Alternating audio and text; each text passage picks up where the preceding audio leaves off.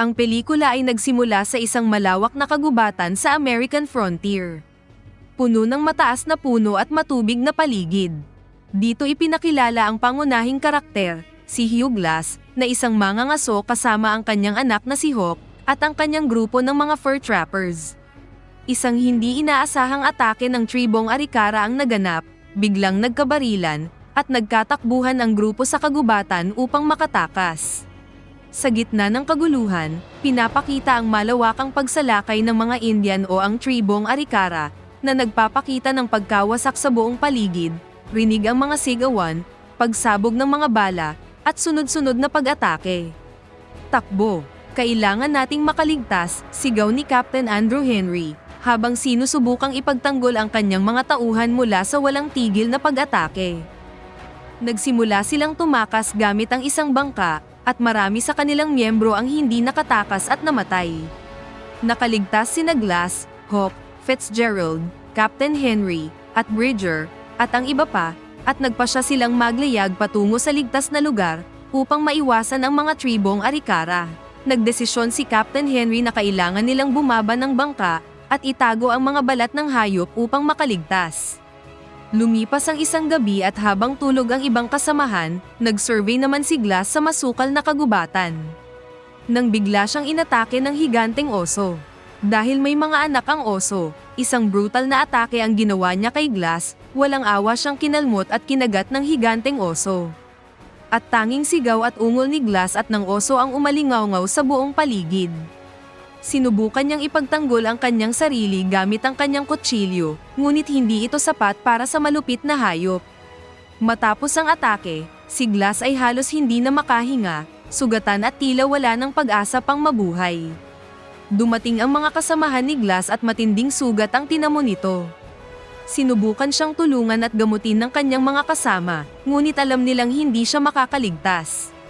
Dahil sa kalagayan ni Glass, nagboluntaryo si Fitzgerald, Bridger at Hawk na anak ni Glass na magpaiwan, alagaan siya at hintayang pumanaw upang bigyan ng maayos na libing, kapalit ng bayad mula sa kanilang kapitan.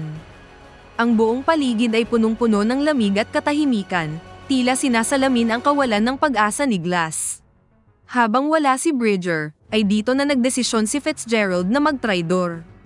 Sinaksak niya si Hawk sa harap mismo ng kanyang sugatang ama, at tinakpan si Glass ng lupa sa ginawa nilang libingan, at dito ay iniwan sila na naghihingalo sa malamig at masukal na kagubatan.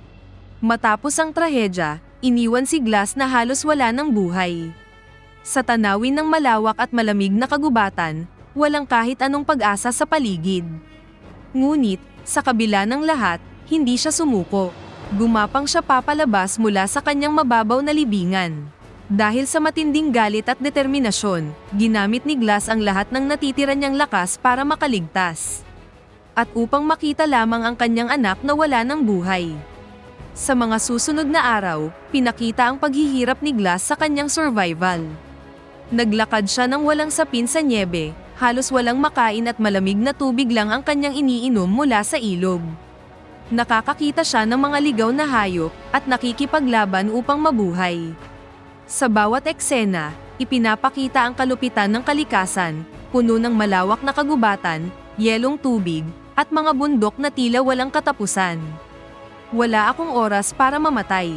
Hindi pa ngayon, bulong ni Glass sa kanyang sarili habang pilit na naglalakad. Matapos ang maraming araw ng hirap, nakatagpo si Glass ng isang mabait na pony, at binigyan siya ng pagkain at matitirhan.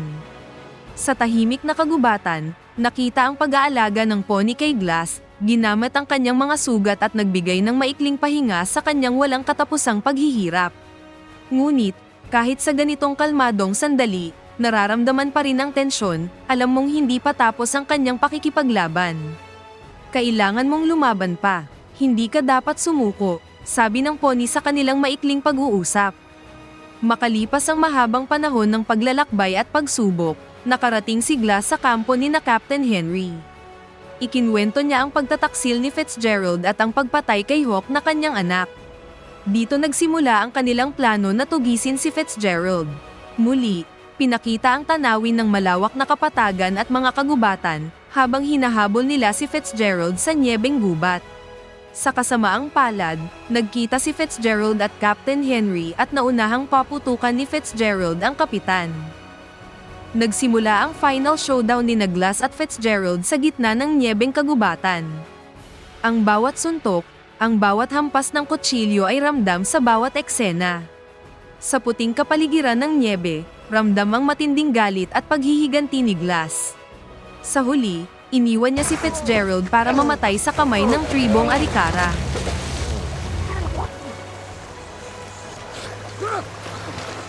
Sa huling eksena, habang sugatan at halos wala ng lakas, nakita ni Glass ang imahe ng kanyang namatay na asawa, nagpapahiwatig ng kanyang pagtanggap sa kanyang kapalaran. Nagtapos ang pelikula sa isang tahimik na moment ng reflection ni Glass, patuloy siyang nabubuhay sa kabila ng lahat ng trahedya at paghihirap.